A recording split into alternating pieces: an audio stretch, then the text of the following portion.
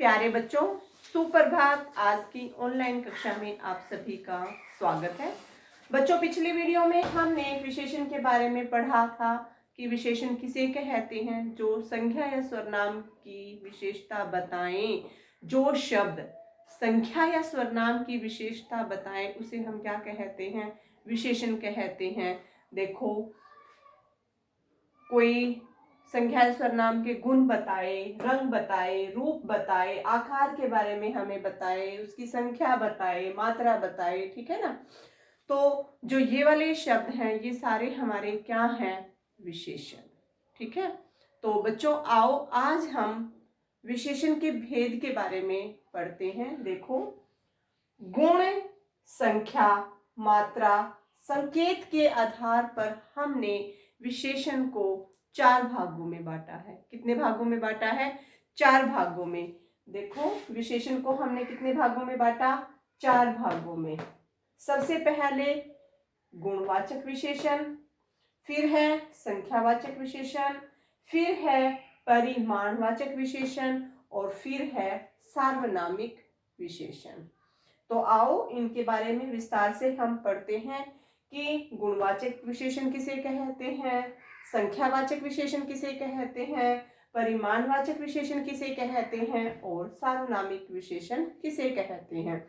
देखो, सबसे पहले हम पढ़ेंगे गुणवाचक विशेषण के बारे में।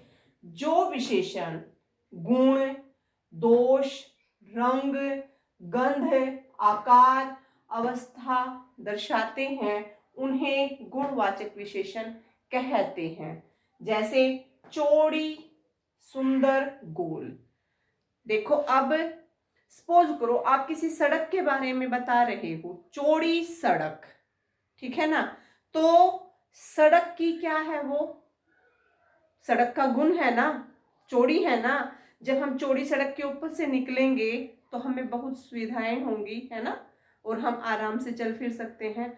तो आप अपनी बुक में देखेंगे, आपकी बुक में कुछ उदाहरण दिए हुए हैं, सभी अपनी बुक में देखेंगे। ये आपके पेज नंबर 52 पर दिया हुआ है। देखो, सभी पेज नंबर 52 पर चौड़ी सड़क, ठीक है ना। तो ये किसका उदाहरण है? गुणवाचक विशेषण का।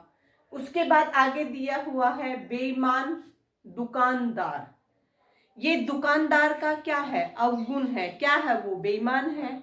उसके बाद आगे दिया हुआ है हरा मोर। यहाँ पर मोर का रंग दर्शाया गया है। मोर किस रंग का है? हरे रंग का है।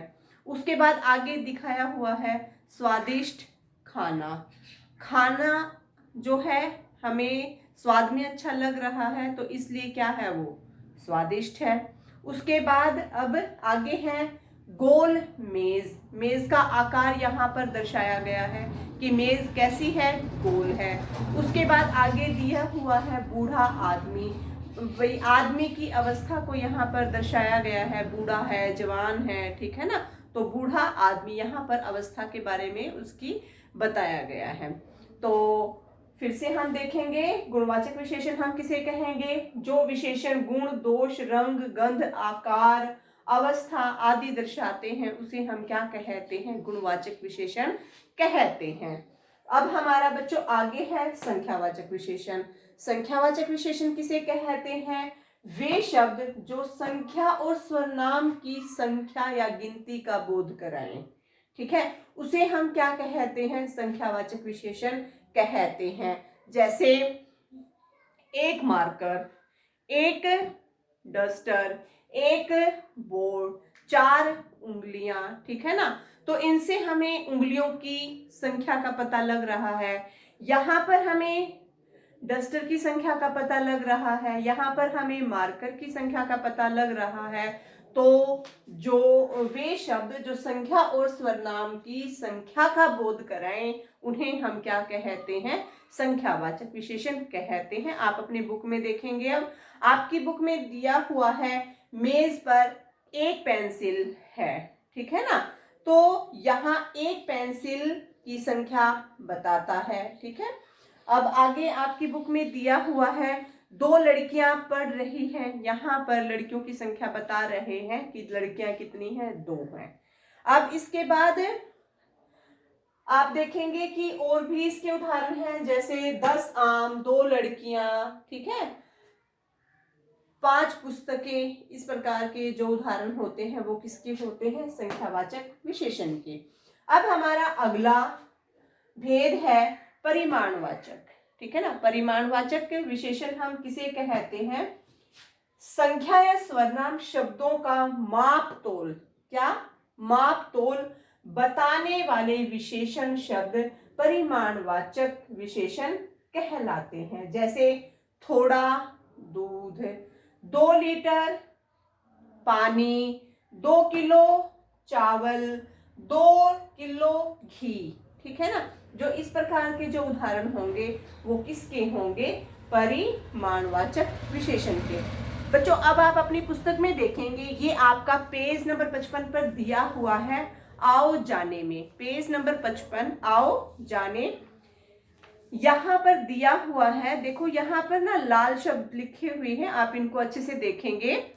संख्यावाचक और परिमाणवाचक विशेषण की पहचान में ध्यान देने की जरूरत होती है, ठीक है ना। जब हम इसको अच्छे से ध्यान से देखेंगे तो हमें क्लियर हो जाएगा, साफ साफ पता चल जाएगा कि ये संख्यावाचक विशेषण है या परिमाणवाचक विशेषण है। यहाँ संख्या, जहां संख्या का बोध हो वहां वे संख्यावाचक विशेषण कहलाते हैं। जहां मात्रा का बोध हो, ठीक है ना, अभी कितनी मात्रा है यहाँ पे, वहां पर हमें किसका बोध होगा? परिमाणवाचक विशेषण का। फिर से देखो, जहां हमें संख्या का बोध होगा तो वहां पर हमें किसका पता लगेगा कि ये कौन सा विशेषण है? संख्यावाचक। और जहां पर हमें माप तोल, ठीक है ना, मात्रा का बोध हो, वहां पर कौन सा विशेषण होगा? परिमाणवाचक विशेषण। अब आप आगे देखेंगे, जैसे में राजेश को कुछ पुस्तकें चाहिए, ठीक है ना, तो कुछ, यहां कुछ शब्द से पुस्तकों की संख्या का बोध हो रहा है। भाई उसको 2, 3, 4, 5, ठीक है, तो इतनी उसको पुस्तकें चाहिए, तो इसको हम क्या बोलेंगे? संख्यावाचक विशेषण। अब आप दूसरा उदाहरण देखेंगे, तुम्हारे पास कुछ पानी है क्या? 1 बाल्टी, 2 बाल्टी, 10 लीटर पानी, 2 लीटर पानी, ठीक है ना। तो यहाँ पर हमें मात्रा का बोध हो रहा है, इसलिए इसे हम कौन सा विशेषण कहेंगे? परिमाणवाचक विशेषण, ठीक है बच्चों अब आप आगे देखेंगे, अगला हमारा भेद है सार्वनामिक विशेषण। कौन सा भेद है? ये हमारा चौथा भेद है, सार्वनामिक विशेषण। सार्वनामिक विशेषण किसे कहते हैं? जब सर्वनाम शब्द को सर्वनाम की विशेषता बताने के लिए प्रयोग किया जाता है। जब सर्वनाम शब्द को सर्वनाम की विशेषता बताने के लिए प्रयोग किया जाता है, उसे सार्वनामिक विशेषण कहते हैं, ठीक है ना। जैसे आपके बुक में दिखाया गया है उदाहरण, वह गाय दूध देती है, ठीक है। यहाँ वह शब्द जो है गाय की विशेषता बता रहा है। किसकी विशेषता बता रहा है? गाय की। वह गाय दूध देती है, कौन सी गाय दूध देती है? वह गाय दूध देती है, ठीक है। वह सर्वनाम है और गाय क्या है? संख्या है, ठीक है। तो इस प्रकार के जो हमारे सामने उदाहरण आएंगे, इनको हम क्या बोलेंगे? सार्वनामिक विशेषण। अब दूसरी साइड में आप देखेंगे, यह कलम मेरी है। यहाँ यह शब्द कलम की विशेषता बता रहा है। यह शब्द किसकी विशेषता बता रहा है? कलम की विशेषता बता रहा है। वह सर्वनाम है और कलम क्या है? संख्या है, ठीक है। तो इस तरह के सर्वनाम को हम क्या कहेंगे? सार्वनामिक विशेषण कहेंगे। सार्वनामिक विशेषण एक बार फिर से देखेंगे, किसको कहेंगे? जब सर्वनाम शब्द को सर्वनाम की विशेषता बताने के लिए प्रयोग किया जाता है तो उसे सार्वनामिक विशेषण कहते हैं। जैसे वह गाय, यह कलम आदि, ठीक है बच्चों मुझे आशा है कि आप सभी को विशेषण के बारे में अच्छे से समझ में आ गया होगा कि विशेषण किसे कहते हैं और विशेषण के कितने भेद होते हैं। तो विशेषण के कितने भेद होते हैं? 4 भेद होते हैं। कौन कौन से होते हैं वो? गुणवाचक विशेषण, संख्यावाचक विशेषण, परिमाणवाचक विशेषण और सार्वनामिक विशेषण। ठीक है बच्चों।